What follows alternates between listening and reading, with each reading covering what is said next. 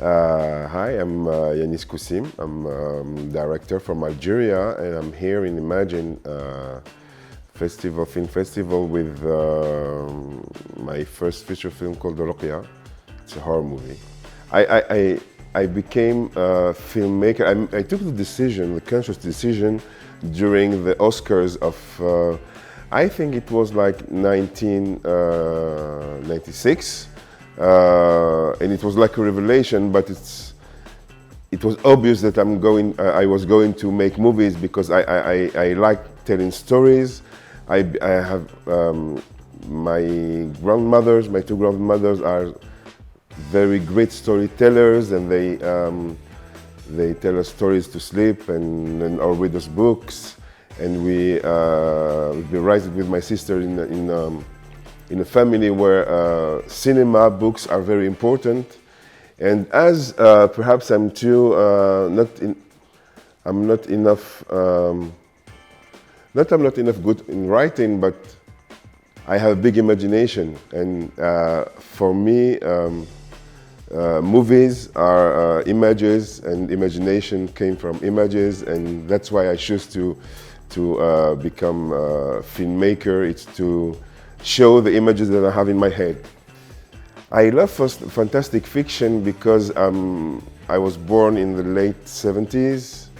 Then I was raised as a child in the 80s, and it was like the golden age of the genre movies and fantasy movies, with all the genres of fantasy movies, like horror movies or adventures, fantastic movies, aliens. And I was fed with all these stories, and yeah, one of my frustration as a director, Algerian director, before that as an Algerian audience, is that the aliens, the serial killers were never in Algeria, always in America. And it was very frustrating for me. And when I start to make movies, one of my aim is to bring the aliens and the monster in my country. Of course, when I start writing Roqia, unfortunately the monsters came to Algeria really in reality in the 80s, in the 90s, and that's what Roqia is about. But yeah, it's natural for me to love the fantasy movies, and the first movie I saw in the theater was Jaws. But the most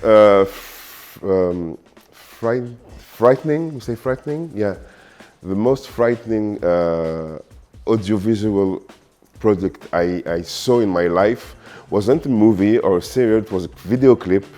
When I saw the first time Thriller, the video clip of Michael Jackson, I was totally scared. I didn't sleep for like a week.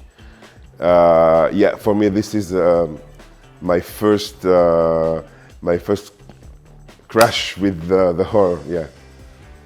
Well, horror movies are definitely my favorite genre of movies, because yeah, we have a lot of reasons to be afraid in our world today, but through horror movies you can expel all your fears or your intimate fears, and you can be an audience or the writer or the director. It's a kind of catharsis, of common catharsis, where we can expel all our fears or the bad thing we have inside.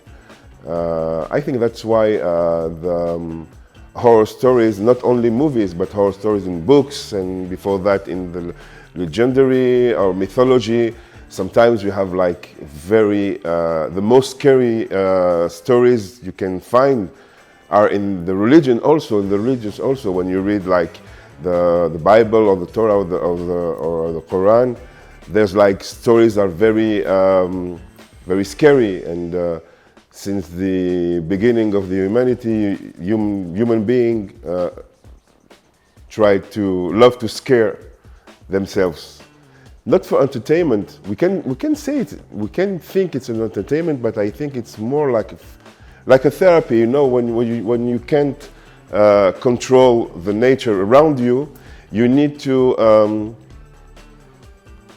find answers. Then you invent like gods, or you invent like stories or monsters, or to give them a name. And when you name your fear, it's less scary when you put a name on the monster. I hope it's clear. The fantasy world where I want to live, there's a lot of them, but perhaps the one where I will be happy, but as a gentle, not as a villain. No? It's the world of Harry Potter. Yeah, because there's everything. There's adventure, there's horror, there's fantasy, there's love, there's comedy, there's everything in this world. Then, yeah, I want to be Gryffindor. My favorite genre movie character is, I always ask my inner child, and I think it's Freddy Kruger. Yeah, because you are afraid of him, but I think that we have some empathy with him and perhaps some sympathy also, because he's not like the monolithic villain, that he just kill. Sometimes, of course, his backstory, his origin story is horrible. He was like the result of a religious woman who said nun, rape.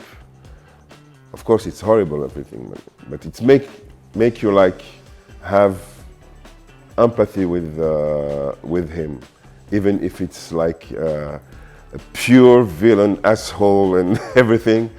But I think that the director managed to let us feel something, not only fear with Freddy Krueger, and also the design is very like no other villain is specific.